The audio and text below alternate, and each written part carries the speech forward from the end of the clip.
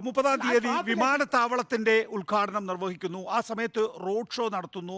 മാത്രമല്ല 50% വോട്ടിലേക്ക് BJPയെ ഉയർത്തുന്നതിനാവശ്യമായിട്ടുള്ള പ്രചരണ പരിപാടികൾ BJPക്ക് ആസൂത്രണം ചെയ്തു കൊടുക്കുന്നു.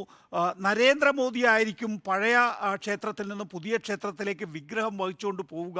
നോക്കൂ, ഇതൊരു കേന്ദ്ര സർക്കാർ പരിപാടിയാണ് എന്ന് പറയുമ്പോൾ തന്നെയും അതിനപ്പുറത്തേക്ക് ഒരുപക്ഷെ സന്യാസിമാർ ചെയ്യേണ്ട കാര്യങ്ങൾ പോലും രാഷ്ട്രീയ നേതാക്കൾ ചെയ്യുന്നിടത്തേക്ക് പോയിരിക്കുന്നു. അതാണ് പുതിയ ഇന്ത്യ, അല്ലേ ഡോക്ടർ അഡ്വക്കേറ്റ് ഗോപാലകൃഷ്ണൻ?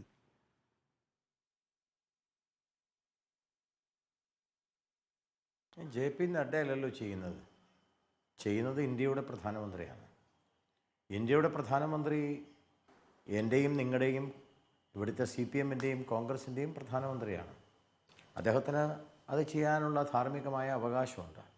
ഇന്ത്യയുടെ പ്രധാനമന്ത്രി ഒരു പാർട്ടിയുടെ പ്രതിനിധിയാവാൻ പാടില്ല എന്ന് ഭരണഘടന പറയുന്നുണ്ടോ? ഇല്ലല്ലോ. ഭരണഘടനയിൽ എന്താ പറയുന്നത്? ഒരു രാഷ്ട്രീയ പ്രസ്ഥാനം അവർ പ്രവർത്തിക്കുന്നു, അവർ വാഗ്ദാനം കൊടുക്കുന്നു, ആ വാഗ്ദാനവുമായി ബന്ധപ്പെട്ട് ജനങ്ങൾ അത് അംഗീകരിക്കുന്നു, ജനങ്ങൾ തിരഞ്ഞെടുക്കുന്നു. ആ തിരഞ്ഞെടുക്കുന്നവരിൽ നിന്ന് ആ തിരഞ്ഞെടുക്കുന്നവർ എല്ലാവരും കൂടിയിട്ട് ഒരാളെ നിശ്ചയിക്കുന്നു. അങ്ങനെ വന്ന ഒരാളാണ് പ്രധാനമന്ത്രി നരേന്ദ്രമോദിജി. അതുകൊണ്ട് നരേന്ദ്രമോദി ഇതൊന്നും ചെയ്യാൻ പാടില്ല, പ്രധാനമന്ത്രിയാണ് എന്ന് നിങ്ങൾ പറയുന്നത് അർത്ഥശൂന്യമായിട്ടുള്ള വാദമാണ്. പിന്നെ ഇവിടെ നേരത്തെ സാമൂഹ്യ നിരീക്ഷകൻ പറഞ്ഞത് അതിനേക്കാൾ അബദ്ധങ്ങളാണ്. അവർ പറഞ്ഞത് ഹിന്ദുത്വ ശക്തി ഞങ്ങളുടെ ഊർജം ഈ 3 തെരഞ്ഞെടുപ്പിൽ ജയത്തിലാണ് കിട്ടിയത്. കഴിഞ്ഞ പ്രാവശ്യം 3 തെരഞ്ഞെടുപ്പിൽ ഞങ്ങൾ തോറ്റുപോയില്ലേ?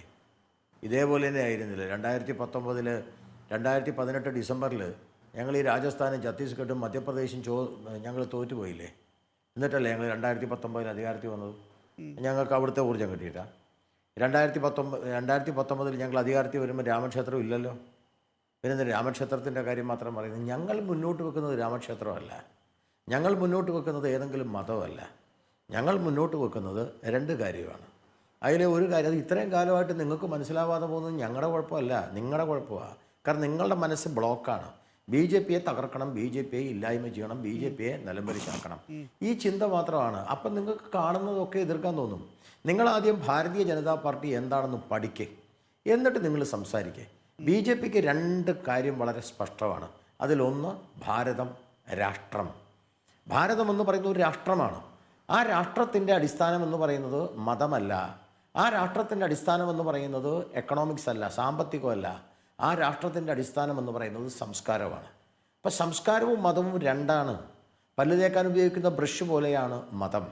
എല്ലാവർക്കും സ്വന്തം പല്ലുള്ളവർക്കെല്ലാം സ്വന്തം ബ്രഷാണ്. അതുപോലെ എല്ലാവർക്കും സ്വന്തം മതവും ഈശ്വരന്മാരും ഉണ്ട്. ധാരാളം മതങ്ങളുള്ള നാടാണ് നമ്മുടെ നാട്. അപ്പോൾ ശിവനെ പൂജിക്കുന്ന ശൈവമതം, വിഷ്ണുവിനെ പൂജിക്കുന്ന വൈഷ്ണവമതം, ശക്തിയെ പൂജിക്കുന്ന ശക്തേയ മതം, സരസ്വതിയെ പൂജിക്കുന്ന സാരസ്യമതം, ഗണപതിയെ പൂജിക്കുന്ന ഗാണപത്യ മതം, ആരെയും പൂജിക്കാത്ത ചാർവാക മതം, ക്രിസ്തുവിനെ പൂജിക്കുന്ന ക്രൈസ്തവ മതം, അള്ളാഹുവിൽ വിശ്വസിക്കുന്ന ഇസ്ലാം മതം. ആർക്ക് ഏത് മതത്തിൽ വേണേൽ പോവാം. ബുദ്ധമതമുണ്ട്, ജൈനമതമുണ്ട്. അത് വ്യക്തിപരമാണ്. അത് ഒരിക്കലും ഒരു സംസ്ഥാനത്തിൻ്റെ ഒരു ഗവൺമെൻറ്റിൻ്റെ ഒന്നുമല്ല.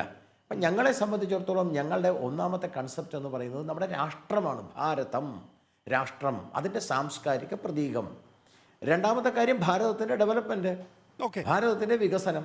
ഈ ഭാരതം ഉണ്ടാകുന്ന സമയത്ത് BJPയുടെ പൂർവ്വ രൂപങ്ങളൊക്കെ എവിടെ പോയിരുന്നു എന്നുള്ള നിരവധി ചോദ്യങ്ങൾ എൻ്റെ മനസ്സിൽ കിടന്ന് കളിക്കുകയാണ്. പക്ഷേ അഡ്വക്കേറ്റ് ഗോപാലകൃഷ്ണൻ, എല്ലാവർക്കും കൃത്യമായി സമയം കൊടുക്കേണ്ടതുകൊണ്ട് ഞാൻ മറ്റുള്ളവർ പറയുന്ന കാര്യങ്ങളിൽ മാത്രം താങ്കളുടെ പ്രതികരണത്തിലേക്ക് വരാം.